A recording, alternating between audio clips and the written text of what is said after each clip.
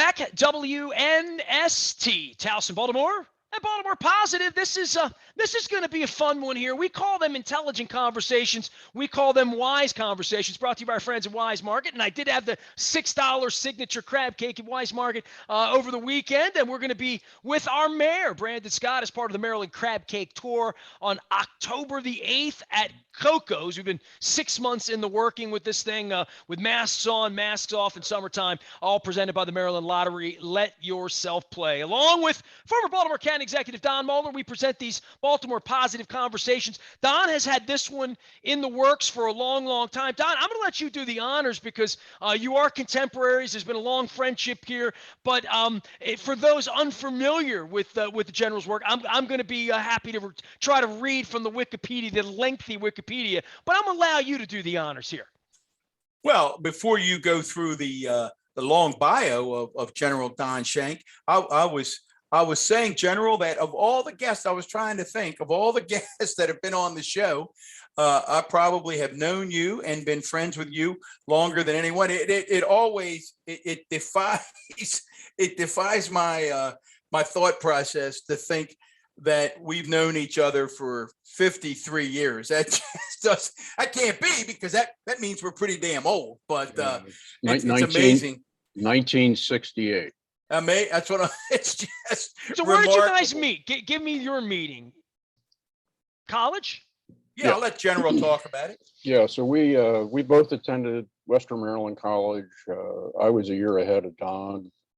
I was class of 71. He was class of 72, and I'm actually heading off next weekend for 3 weeks in Maryland and Virginia to attend our 50th anniversary. I hope Don's lovely wife, Linda, will be attending as well. I don't want Don to be there. I just want Linda to be there. I understand. So, yeah, we've known each other a long time, probably met Nestor, did meet with some other friends first week.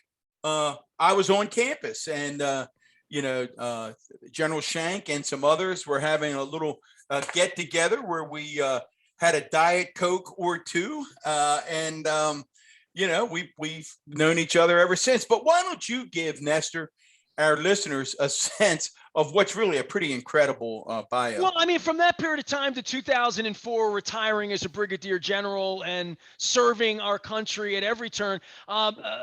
General, just so you know, I met Don in 1982. He was my high school guidance counselor. So I met him, 10 years after he, had done. And I would think you were well on your way to serving our country at that point and spent a life in service, including in Iraq. So I think we bring you on for the expertise. Don brings you on out of friendship, but Don was a social studies teacher, and I missed that part of his life. I kind of came in when he was going the other path. So we've turned this show into social studies. So this is our half an hour social studies course with the Brigadier General. So we welcome you aboard. Well, thank you. Tremendous career, Don. And what I said to Nestor, and I want you to fill in some gaps for me before we get into your career and then post-military career, which is also distinguished, your volunteer career, which is an amazing accomplishment. But I have some gaps in my memory regarding a few things back in 1968 and 69 at Western Maryland College. Here's what I remember. And for folks who see it in the movies, we were in the midst of the anti-war Vietnam movement at that time. A number of our friends, mutual friends, we were heading to DC. I was in the streets in DC. We actually had a march on the Armory, National Guard Armory. At Westminster. So there was, for a small little college in Westminster, fair amount of anti-war movement activity reflecting what was happening in the country. And in the midst of this, a young guy from Baltimore City College joins ROTC, begins what will become a distinguished career in the military.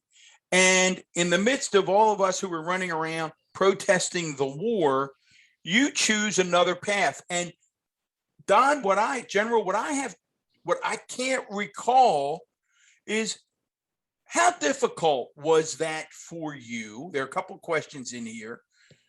Was there tension in that? Because I don't recall it. Perhaps you will. And what spurred you to make that decision? There's a lot there. Okay, so let me try to unpack that just a little bit. So in 1967, when I matriculated into Western Maryland College out of city, ROTC, and this was the same situation for you the next year. ROTC was a mandatory subject for all male students for their first 2 years of college. Western Maryland College at the time was a land grant college. It still is, I think, a land grant college. But at the time, all land grant colleges across the United States were required to have an active ROTC program, or an active military science program.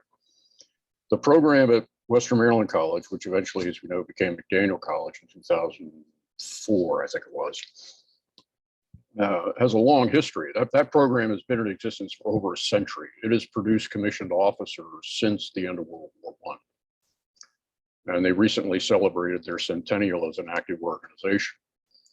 So as a freshman and sophomore, I had no choice in the matter unless I decided to convert my draft status to conscientious objector, which I was not intending to do. I don't have a long history of military service in my family. My father was an enlisted man during World War II in Korea. He enlisted as opposed to being drafted because he saw what was going to happen. So he enlisted right after he graduated from Boston University.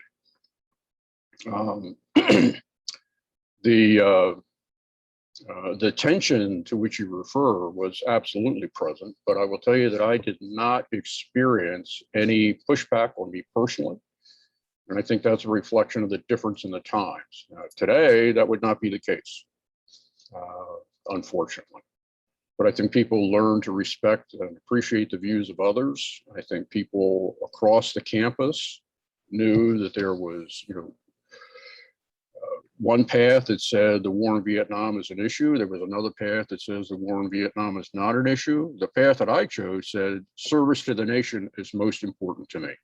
Well, General, I want to interrupt you for a second, because this is what Nestor really, I think, appreciates about Baltimore Positive is a history lesson. And you just alluded to something. That's why we love having smart people like you on, that I hadn't thought about. The difference of the time and how we treated one another, even though it was, people think of the 60s as crazy. And the image I want to give you, Nestor, is while General Schenck and others were fulfilling admirably their ROTC service and going through weekly drills, as I remember it, Don, down on the football field where our fraternity dorm overlooked it, and people from multiple fraternities blaring Country Joe and the Fish, yep, anti-war songs out the dorm, trying to drown out the ROTC drills. What year was this, Don? 68 and 69, right? Yeah, I was General? born October 68. Okay. All right. So I'm Am just I right giving in that 68, 69? 68, 69, early 70. Remember, Kent State happened in May of 1970. And I know exactly, we were all, I can tell you where we were. As you know, we were down, at least a number of us were down in the fraternity clubhouse playing pool, listening to music when that happened.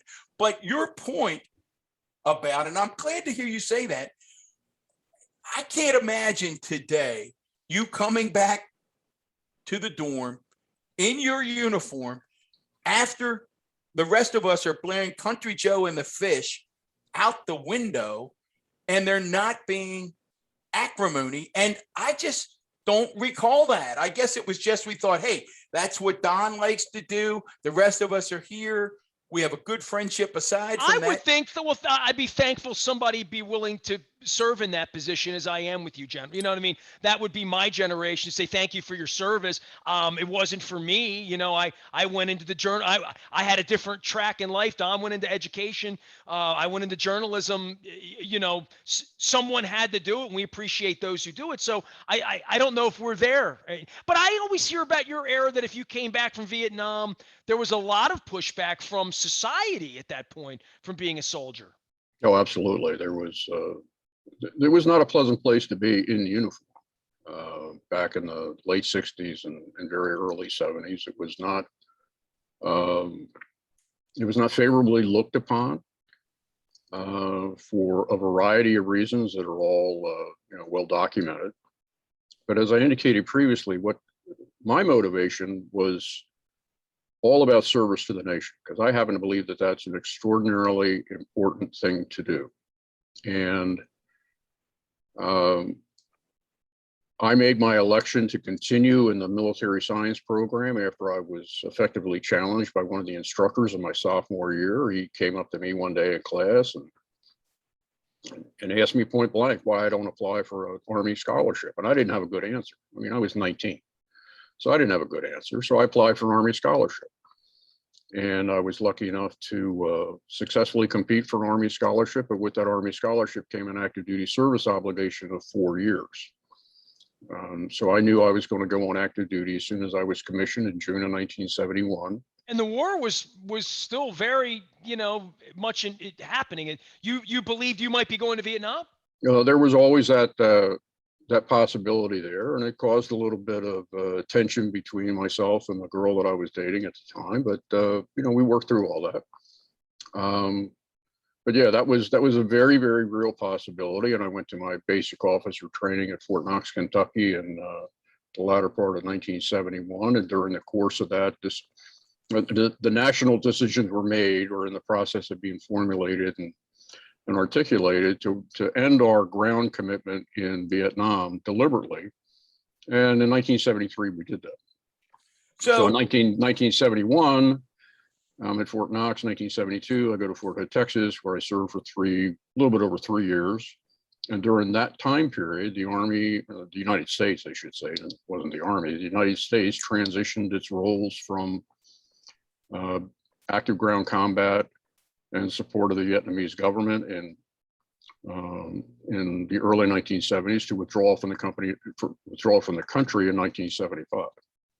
So General, you have this career, you've got a number of responsibilities as a young officer in the Army. And then in 1991, and this really segues to where we want to tap into your expertise, both with current military, past military veterans. You end up in combat in Iraq.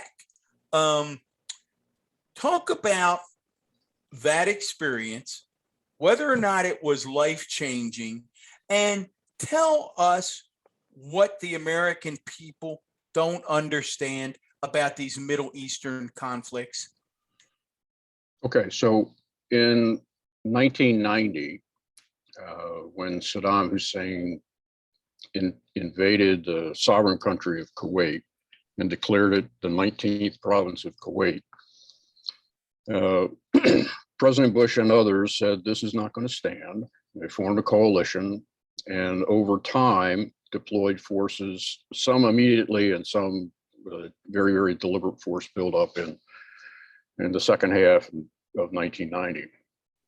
In November of 1990, we were notified that we were going to deploy to Saudi Arabia from Fort Riley, Kansas, where I was the second in command of a brigade with about 6,000 soldiers. Now at Fort Riley in 1990 and that time period, all of our existing war plans said we were going to redeploy forces to the Federal Republic of Germany and fall in on equipment that was pre-positioned in Germany. In fact, what happened was we took all of our equipment from Fort Riley, Kansas, and went to Southwest Asia. So as you might imagine, it was a pretty busy time over the November and early December timeframe. I don't think I had a day off, so to speak, from the 7th of November until probably the the first single day I can remember not being at work, either in a motor pool or a paint booth or on a railhead, was New Year's Day in 1991. So we had to deploy all of our equipment from Kansas to Southwest Asia. The air war started in the third week of January, and all of our equipment was on the wrong side of the Strait of Hormuz. So we were a very heavy brigade, 2 tank battalions, that's roughly 120 tanks, an infantry battalion with another 70 or so Bradley fighting vehicles, 2 artillery battalions, engineer battalions, et cetera. All of our stuff was on the wrong side of the strait. And we're walking around the port of Ad Dammam, literally walking around the port trying to figure out where we get transportation to move our stuff once it arrives into the desert. So we eventually got that done. I mean, you're literally there trying to say, how do we get from here to there? I mean, I'm trying to. Well, I mean, there was a plan. I don't want to leave your listeners to think that we were totally screwed up with no plan. There was a very, very deliberate plan, but the plan is one thing, the execution is another thing. And trying to get people on the ground to move based on what I wanted done, which was to get priority for our movement, was not always an easy thing to do. So for me, it wasn't exactly a transformational thing because we were very, very well trained. We all knew what we had to do. We had actually practiced this kind of a deployment multiple times before, albeit the end position was different. Recall I said we were planning to go to Germany as opposed to going to Southwest Asia. In fact, the day that it was reported that Saddam Hussein had invaded Kuwait, we were sitting, the leadership of the brigade was sitting in Germany, having just completed our periodic inspection of our equipment that was pre-positioned in Germany in anticipation of having to fight the war against, this is 1990, so it's a Russian war then in 1990. And we're looking at the newspaper, getting ready to get on our plane to fly back to Kansas. And like, what the heck is this all about? And then a couple of months later, the Secretary of Defense says, and the 1st Infantry Division from Fort Riley is going to deploy. And we were extraordinarily well trained and we knew what our tasks were and everybody knew what their job was. And now it's 6,000 soldiers, that was the number? That was my brigade, yeah. Okay. So the division deployed roughly 18,000 people out of Kansas and other places because we had to bring in another brigade from Europe to round us out. But it was a pretty dynamic time. It was a lot of sleepless nights, a lot of concern about what was going on. But we eventually, everybody was motivated to get out of the port and into the desert so that we could begin training for the attack into Iraq, which was going to take place in late February. And we did all that. And our operation in Iraq was very, very rapid operation. Our brigade was what's called the Main Effort Brigade for the 7th United States Corps. And what that means is we had all the Corps reinforcing assets and direct and general support assets at our disposal as we breached the Iraqi military defenses that had been arrayed across the desert and attacked into Kuwait and then ultimately into Iraq. Our brigade secured the peace negotiation site in Safwan, Iraq, which General Schwarzkopf used in early March to dictate terms to the Iraqi military. So we went from direct combat operations against the Iraqi military, direct combat operations against the best that they had, the Republican Guard, into a rapid transition into civil military operations as we started dealing now with displaced persons, refugees, evacuees, and things of this nature, sitting astride the Iraq-Kuwait border in the northern portion of Kuwait. Is this all part of what in our vernacular has become known as shock and awe? Was that part of the shock and awe effort, or was that another? Let's not mix up our wars. I'm gonna say that was Afghanistan, right? Shock and awe was a term used by Secretary Rumsfeld to describe what he intended to do in Iraq in 2003. Oh, okay, okay. So there was no question that we were coming. I mean, there was absolutely no question in anybody's mind that we were coming. I mean, we had a very, very deliberate buildup that started with the deployment of troops out of Fort Bragg, North Carolina in early August of 1990 through the time that troops continued to flow into Iraq in late January. So even after the air campaign had started, we still have troops flowing in by air and sea. Recall the air campaign started, as I said, the third week of January, and our stuff was on the wrong side of the Strait of Hormuz. So, we're flowing everything into the country. And there was no question that we were coming. So there were probably, and I'm sure I don't have my number right, but there were probably on the order of 200,000 troops in Saudi Arabia. And I mean, this is all being reported on CNN. And this is the period of time that you'll recall that CNN came into its own as a global news station. So they're reporting what's going on. And, I got interviewed at one point by some TV or radio station. I can't recall what it was. And they didn't like my interview, so they never published it. They never broadcast it, but that's okay. We're publishing How long it now. were you there? How long were you actually in the Middle East, General? Okay, so during Operation Desert Storm, I was physically present for only about 4 months, which I think is kind of telling because it says we had a direct objective endorsed by the United Nations. We fulfilled the terms of our objective that the United Nations agreed to do, which was to evict Saddam Hussein and restore the territorial integrity of the state of Kuwait. We did that, and then we came out. So the lesson there is, and at the time, recall, Colin Powell was the chairman of the Joint Chiefs of Staff. The Powell Doctrine said you will have defined military objectives and you will get in and get out, and you know what you're going to do when you get out. You're going to know what conflict termination looks like. So we knew what conflict termination was going to look like. So we came out. Forces remained in Saudi Arabia through the 90s up until 2000. Well, they're still there. They remained in Saudi Arabia to support no-fly zones that were put in place.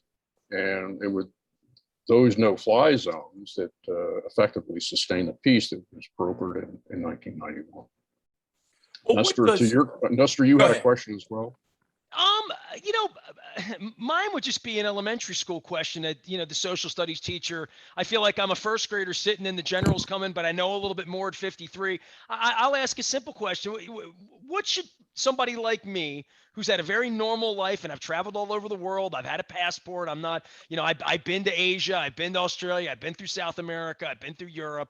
What should we know about war from someone on the inside? What would you tell your 10-year-old grandson or granddaughter about war? It's very confusing.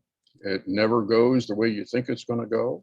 Well, you said about the exit strategy. You had a different military terminology for when conflict, you leave. Conflict termination. Conflict, fair enough. Exit strategy is what we call it in business, right? But every business plan I've ever laid, and I've laid 5 or 6 of them in my life, they've never gone the way you think they're going to go. There's never, Don tried to run the county. It never goes exactly how you think it's going to go. Well, that's not what he said. It was the only time in history that went exactly according to plan. But back to but keep going on the thoughts on war, that what you tell children about war, and modern children that have no thought about Kennedy or FDR or the things that my father was born in 1919. So I had chicken in every pot. I had the Depression, like all of that was at my kitchen table every day. I don't know in 2021, other than Vietnam and stories that folks like you tell, where that would be for a young person. So what I tell my children who are 27 and 30, and what I tell young college men that I counsel and mentor that are interested in a career in the military, is I tell them that war is a very, very dirty business, as you might imagine. There's nothing clean about it. When you look at TV and movies, etc., yeah, there's a lot of blood and gore. There's a lot of special effects. But it goes away in a minute and a half. It goes away when you walk out of the theater. Well, number one, it goes away, and number two, warfare is sometimes characterized as long periods of boredom that are punctuated by some very, very violent action. Because like a MASH episode. Well, it's a mashup, but the amount of time that people spend in direct combat, and by that I mean shooting at somebody or having somebody shoot at you, in comparison to the total amount of time that you spend, quote, in war, is very small.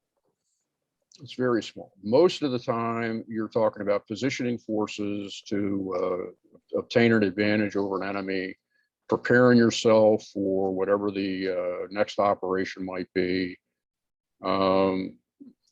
Here's an example. World War II. We deploy forces to Great Britain beginning in 1943. And all they do is train. They train for a year and a half for an operation that's going to consume about 5 days. And that operation is the landing in Normandy. That's what they spend all their time doing. 18 months to prepare for an operation. It's going to take about 5 days. And, for a lot of the time, they're busy. There's no mistake about it. They're busy. They're doing a lot of stuff, but there's nobody shooting at them. The same thing existed when we were in Saudi Arabia in 1991. We did a lot of training in the desert in anticipation of what was going to be a conflict with direct combat action against the Iraqi military. So we went into the desert, as an example, out of the port. We arrived right about the end of January, and for the next roughly 3 weeks, almost 4 weeks, we trained every single day on exactly what our combat tasks were going to be. And we were very, very visible about it because we didn't want there to be any mistake in anybody's mind that we were coming. And we wanted Saddam and everybody in his government to appreciate the fact that this very, very large force, a coalition force, by the way, it's not US, it's a coalition that was put together involving almost every Arab state against Saddam Hussein, was coming against Saddam Hussein.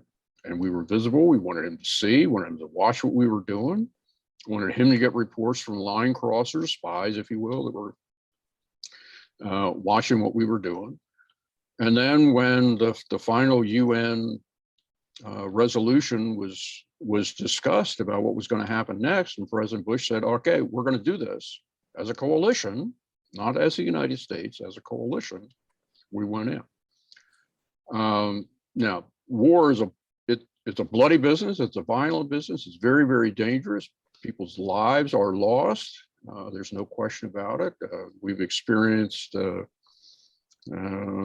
5,000 plus deaths in the wars in Iraq and Afghanistan since 2001, since we first went into Afghanistan in October 2001. We've experienced far more life-changing casualties that impact individuals and their family members than the total number of deaths. But every one of those is a loss to the nation in one capacity or another. And what I tell people with whom I interact is you need to understand that if you choose a life that's in the military, you are subordinating yourself to the will of the government. And if you're not prepared to do that, then this is the wrong calling for you. If you are not prepared to do the nation's business, if you're not prepared, so to speak, to write a blank check to the United States of America, then don't do this. Don't do this. But what you will find as a result of your service to the nation is you learn a lot about yourself, you learn a lot about other people, you learn how to make things happen in a very, very tough environment where there's, let there be no mistake about it, these are pressure cooker environments. And you can look back with pride, much the way President Reagan said when I actually have this quote on my phone. He says, "Some people live an entire lifetime and wonder if they have ever made a difference in the world. A veteran doesn't have that problem." So you can look back with pride and say, I made a difference. I might have made a difference in the life that somebody leaves in a foreign country. I might have made a difference through my service in the United States, to my hometown, to my community, wherever that might be. I might have made a difference in disaster relief. I might have made a difference fighting forest fires, if that's what the case happens to be. If you're if you're in one of those organizations that ends up doing that. It can be an extraordinarily gratifying career, but it can also be extraordinarily difficult on the individual and his family. And we should never forget, ever forget, that when somebody joins the military, he brings his family with him. She brings her family with her. They come with him and they experience things that your general listenership is just not thinking about being involved in. Well, I want to pick up, that's where I want to pick up on this. Again, we're with retired Brigadier General Donald Schenck. I know you're retired. I know you didn't serve in Afghanistan, but I know how we felt watching what transpired as we tried to terminate our involvement in Afghanistan, and culminating, of course, in a tragic attack that led to the death of 13 servicemen and women. The question, and you and I had talked offline a little bit, and I asked you a straightforward question, as you always do. You gave me a straightforward answer, and I'm going to ask you to give it to our listeners. I said, could this have gone differently? Knowing that we were coming out, could we have done it over a period of time? Could we have made it less messy?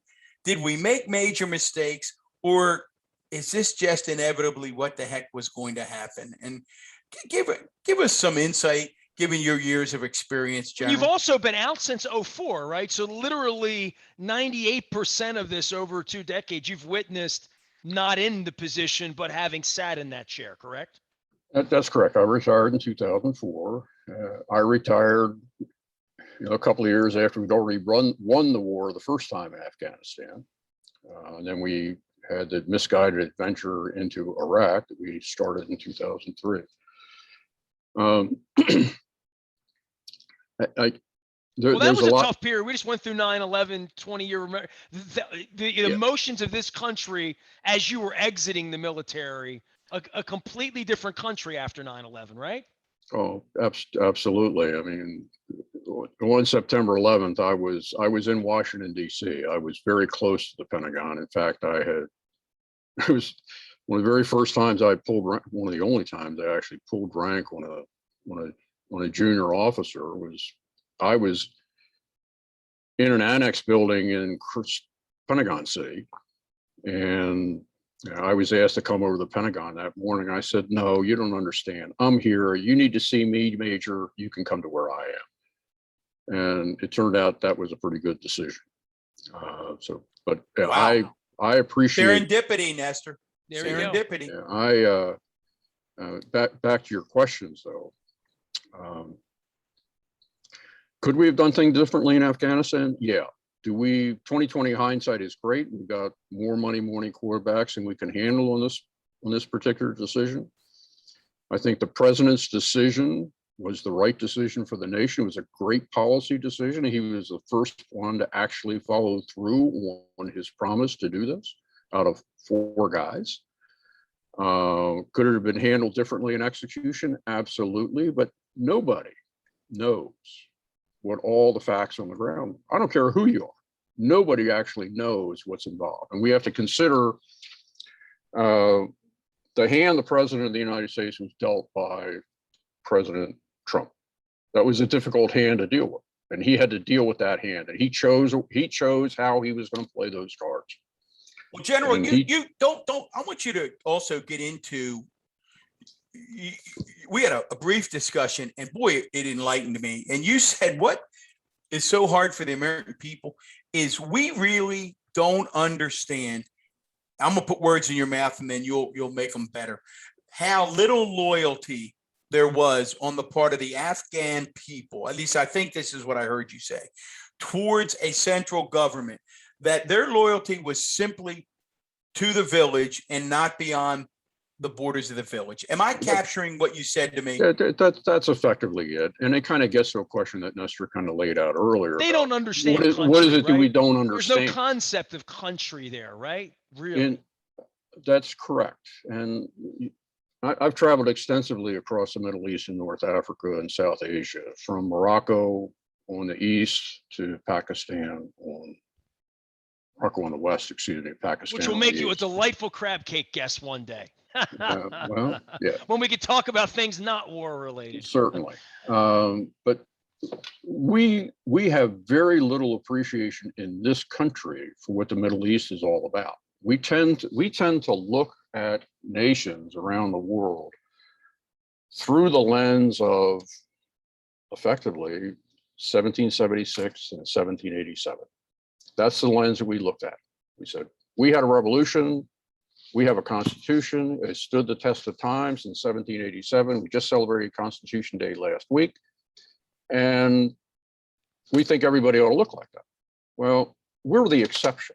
Now, let there be no mistake about it. I happen to believe we are an exceptional nation, but we are also the exception to other nations. When you look in Europe, for example, we tend to think of countries like Germany and France as great nations of long standing. Yeah, they've been in existence as nations since 1870. That's not a very long time. With tons in of the grand turmoil. scheme with a little bit of turmoil, yeah.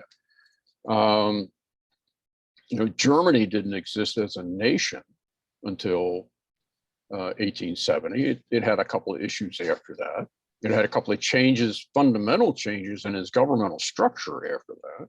And we have not been in that situation, but we tend to look at things as though everybody should look like us. Now, H.R. McMaster has a term for this. In his book, Battlegrounds, he talks about strategic narcissism. And we think that everybody ought to look like us. Others refer to it as, as hubris.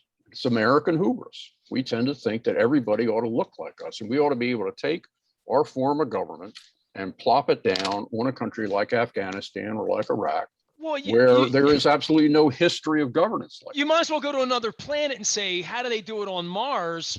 However they want, right? I mean, exactly. For us here, I would say for the war and what happened a couple of weeks ago, the hardest part for me has been watching people who served, who I know, who are a little younger than me, but I know a lot of people that went to war in the last 20 years in various capacities on behalf of our government, and watching it fall apart and then see our weapons in the hands and seeing Pompeo before all of this happened.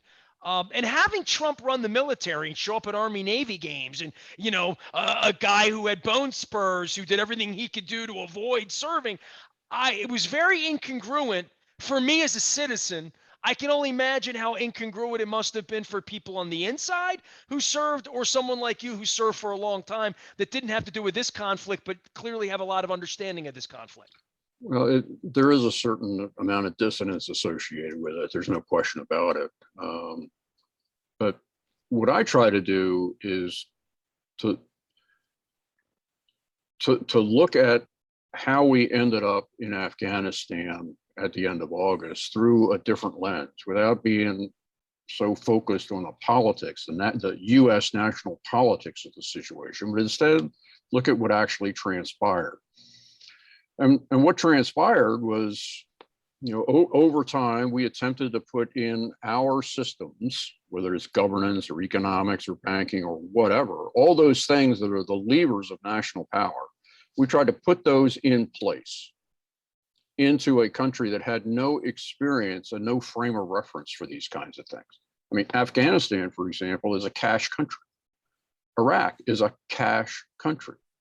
You don't walk around in downtown Baghdad with your debit card trying to transact business. It's not going to happen that way. So when cash dries up, the economy dries up. These are countries that do a lot of things based on barter. There are huge religious differences in these countries that we don't really appreciate. There are tribal differences we don't appreciate either, from what I understand, right? Yeah. So when you ask the question about what about the Middle East do Americans not understand, I'm going to tell you it's most everything. It's a different way of life in every way.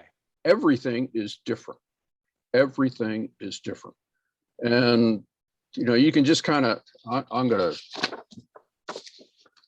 to go on script here for just a second. I'm going to read something that I think is useful for everybody to think about. This is from H.R. McMaster. Social studies class with the Brigadier General. I love this. All right. So what he says here is the problem in the Middle East is, at its base, a breakdown in order associated with the serial failures of colonial rule, post-colonial monarchies, Arab nationalism, socialist dictators, and Islamist extremisms to provide effective governance and forge a common identity across diverse communities. Decades of conflict fragmented societies along ethnic, sectarian, and tribal lines and perpetuated competitions for power, resources, and survival. So, in a nutshell, that's the issue with the Middle East. Right. Yeah. Okay? What is it not? Exactly. Yeah. We just don't get it at all. Guys, it's been such a great visit. We have to have you on more often. Don, I knew you had smart friends. Oh, I tell you, much smarter than I am. But before we let the general get out of here, Nestor, he's got such a passion for so many volunteer efforts, but we spent so much time today talking about the military. Don, I want you to talk a little bit about your commitment to returning vets, and particularly let folks know about your effort for a charity known as the Fisher House out in Michigan, Sure. where you live. Tell us about your commitment to vets and tell us what the Fisher House does. First off, a vet is a person to whom I take my dog for medical attention. Veterans, on the other hand, I apologize. Tell us the people about that I'm your talking veteran. about. All right. See, he takes me to the woodshed all the time, Nestor. Well, it's because he was a senior when you were a junior. I learned that in the beginning of the relationship. It's also because it's so easy to do. Tell us about your commitment to returning veterans and the Fisher House. You know, I happen to believe that, you know, as President Lincoln said in his second inaugural address, we have a lifelong commitment to our veterans. We have a lifelong commitment to our veterans, those who have served, and to their widows and orphans. And we don't take that necessarily as seriously as we could. It's far too easy to just glibly say thank you for your service without really getting into what you're actually about. I think it's a far better thing to say on Veterans Day or Armed Forces Day or any other time when you see a veteran, say, tell me your story. Don't just thank me. Allow that person to tell his story, much like the two of you have allowed me to tell part of my story today, for which I'm grateful. But ask them to tell you their story, and you'll learn a little bit, not only about the difficult things that they've done, but about a person's character and about what's really, really important to them. And I think that the service that we owe our veterans and their families as a result of their sacrifice is something that I should take seriously, because I've got the ability to do that. I've got the ability because I've got the time, I've got the resources, and I've got the grit to go in and go ahead and have those discussions with people. So, Don, I'm going to correct you again here. It's not just Fisher House in Michigan, it's Fisher Houses across the United States and in Europe. So if you will, allow me to speak just a moment. The Fisher House Foundation, which is located in Maryland, at Rockville, I believe, took a challenge from a former chief of naval operations to put in place structures, buildings, if you will, associated with Department of Defense and Department of Veterans Affairs hospitals for the family members of those receiving care in those hospitals to live for free for as long as necessary. And there are about a little bit less than 100 of these put in place around the United States. At Bethesda, for example, at the Walter Reed Army Medical Center now in Bethesda, there are 3, maybe more than that, in place. And these are structures that are put in place. They're gifted by the Fisher House Foundation to the Department of Veterans Affairs or the Department of Defense, depending upon where the supported hospital is located. And these are absolutely first-class facilities for family members to stay while their loved one is receiving care. Because people need to understand, and I'm sure you both understand and recognize this, that when you're suffering with trauma, or you've got a medical situation that is front of mind for you in everything that you do, the presence of a family member is all part of that care equation. And a family member's care is just great medicine. There's no question about it. So these houses have been put in place, predominantly in the United States, but there's also one in Germany outside of Landstuhl Hospital, and there's also one in Great Britain. where a veteran or his family member or an active duty service member's family can stay rent-free for as long as he's undergoing care. And that's the Fisher House Foundation. There is an offshoot of that called Fisher House Michigan, which I'm involved with here in the state of Michigan, which is has taken its task to support the construction of up to 5 Fisher houses in the state of Michigan. Why 5? Because there are 5 VA medical centers in the state of Michigan. One has been constructed and is operational outside the VA hospital in Ann Arbor. Another one has been approved to support the VA hospital in Detroit. And 3 others, when those VA medical facilities successfully make their petition to have a Fisher House installed there, will be the targets after that. Well, General, we'll let you go. But before we do that, folks sitting, driving around, listening to car, listening at home, they say, boy, that sounds like an endeavor I'd like to be a part of. Where can they get online, find more information about the Fisher House, and perhaps make a donation? Well, bear with me. I can find it at Fisher House. The easiest way to do this, and I'll happily send you, I'll send you some information, Don. The easiest way to do it is go to www.fisherhouse.org. There you go. Okay, that'll give you basic information on the Fisher House mission, the foundation, etc. And then if you're interested in supporting a local Fisher House, then they can direct you to the right spot. Well, I'm directing him to it right now. And class is in session. You can get involved. Upcoming events, volunteer in the Fisher House Golf Classic, helping military families. Big appreciation to the Brigadier General Don Schenck, and childhood or almost adolescent friend, college friend of Don Moeller.